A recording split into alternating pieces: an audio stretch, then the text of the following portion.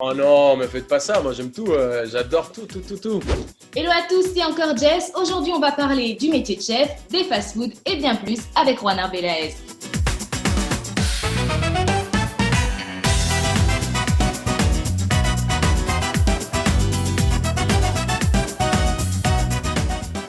Et du coup, quand vous êtes avec vos proches, est-ce que c'est vous qui cuisinez pour tout le monde? Est-ce qu'ils viennent vers vous et à chaque fois vous demandent d'être le chef aussi à la maison ou comment ça se passe?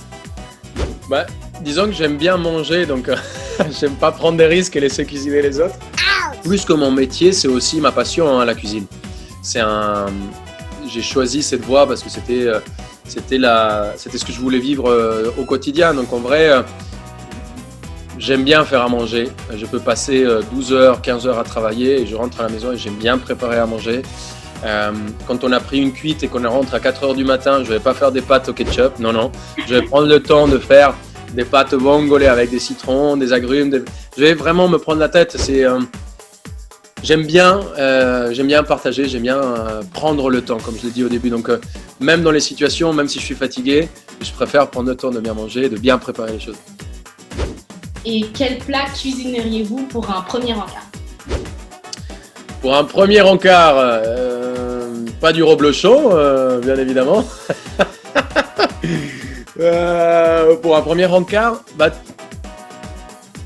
le ceviche, c'est toujours une bonne option au premier encart parce que c'est léger, parce que c'est très joli, parce que c'est sexy, c'est en général très, très coloré, parce qu'il y a toujours ce gingembre et ce piment qui va venir taquiner la pupille et donner envie de peut-être enlever ce côté pimenté qui traîne dans une lèvre. On allait chercher la lèvre de la personne qui mange en face, je sais pas, un truc un peu sexy comme ça. Ouais. Quels sont 3 ingrédients qui sont toujours dans votre frigo? Alors les 3 ingrédients qui sont toujours dans mon frigo, c'est du citron vert, j'adore ça. Je trouve que c'est un ingrédient qui, quelques gouttes peuvent changer vraiment un plat. Mon herbe préférée qui est la coriandre, bien évidemment. Et il y a toujours quelques petits piments. Il y a toujours des petits piments. Et si vous aviez par exemple des super pouvoirs et que vous pouviez bannir un ingrédient, un plat, lequel ce serait? Non, si j'avais les pouvoirs, je bannirais la malbouffe. Je bannirais en fait les produits ultra transformés. Je bannirais les produits tout faits avec plein de E et des numéros. Je pense la fast-food, je bannirais la facilité, je bannirais tout ça. Je pense que c'est impossible pour moi de choisir un ingrédient que la terre nous a donné. Impossible pour moi. Je préfère bannir les créations maléfiques de l'homme moderne qui a industrialisé la bouffe et qui nous fait gober des trucs dégueulasses. Et si vous deviez décrire votre cuisine en 3 mots? Alors ma cuisine en 3 mots, je dirais c'est du voyage, c'est pétillant et c'est toujours coloré. C'est coloré, pétillant et ça invite au voyage. Et donc vous êtes d'origine colombienne et pour vous, quelles sont les principales différences entre la cuisine colombienne et la cuisine française? Alors il y a déjà tous les produits parce que nous on est en pleine cordillère des Andes, on est en Amérique latine, donc on a, c'est vrai, ce climat des tropiques qui va nous apporter une variété exceptionnelle de fruits exotiques, de légumes qu'on ne va pas trouver trop ici, notamment une variété de pommes de terre, une quantité de mangue exceptionnelle, des fruits de la passion, des fleurs, des choses qui sont assez dingues. Après, en France, on a aussi une richesse exceptionnelle et des techniques qui sont dingues. Moi, ce que j'aime aujourd'hui, à part les différences, c'est surtout voir comment ces deux cultures et ces deux cuisines très différentes peuvent se retrouver et il peut y avoir un peu d'inertie entre elles. C'est ça qui est plus beau. Et à la carte de vos restaurants, quel est votre plat préféré, par exemple? C'est difficile de parler de plat préféré, de restaurant préféré, parce que pour moi, mes restos et toutes les recettes qu'on fait, en général, c'est un peu comme des enfants, tu vois, c'est comme des bébés et c'est difficile de demander à une mère ou un père quel est l'enfant que vous aimez le plus. Donc pour moi, c'est un peu compliqué.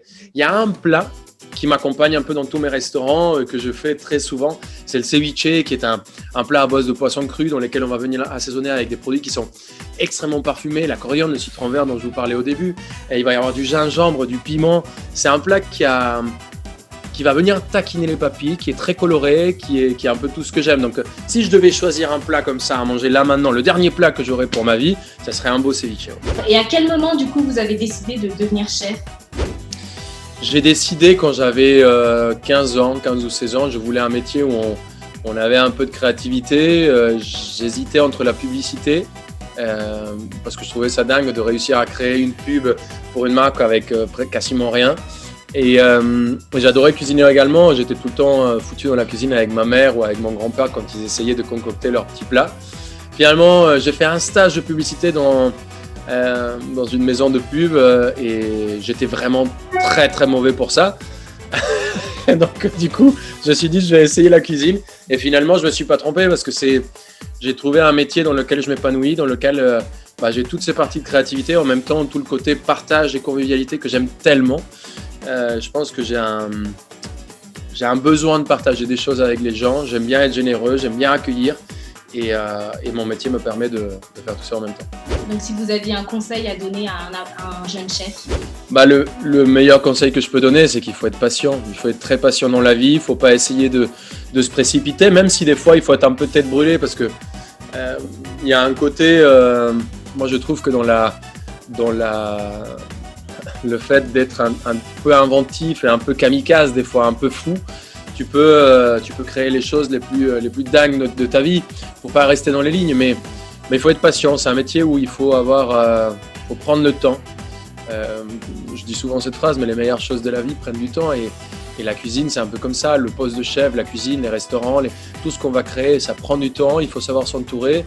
On se fait pas tout seul. Il faut faire confiance à ses équipes et il faut jamais regarder faut regarder en arrière pour se souvenir des mauvaises choses, mais il faut avancer, jamais lâcher et toujours être persévérant. Et pour vous, est-ce que le vegan, c'est la cuisine de demain? Je ne sais pas si le 100% vegan, c'est la cuisine de demain. Je pense que manger moins de viande et moins de protéines animales, c'est la cuisine de demain. Je pense que les élevages intensifs dans lesquels on maltraite tous les animaux qui souffrent et qui vivent des vies déplorables, je trouve que ça, il faut le bannir et au plus vite et au plus rapidement possible. Mais je pense qu'aujourd'hui, il y a des éleveurs qui respectent et qui ont un savoir-faire ancestral, où il y a des pâturages énormes, où il y a des animaux qui vivent dans des conditions qui sont magnifiques et où la sentence, la mise à mort est respectée et où la souffrance ne fait pas partie de ce trajet. Je pense que ça peut continuer. Je pense que le 100% vegan sera difficile à faire comprendre à beaucoup de gens. Et surtout qu'aujourd'hui, il y a beaucoup de familles, beaucoup de personnes qui vivent en fait d'un élevage qui est artisanal avec des vrais savoir-faire et des vrais respects de l'animal.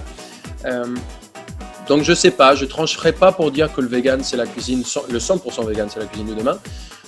Mais je pense qu'une cuisine plus respectueuse, une cuisine où on sait d'où vient notre produit qu'on va consommer, une cuisine où on va manger de la viande une fois par mois, une protéine animale une fois par mois, ça j'y crois, ou tous les 15 jours, ça j'y crois et je pense que ça arrivera. Vous avez un parcours assez exceptionnel, quel serait votre prochain défi?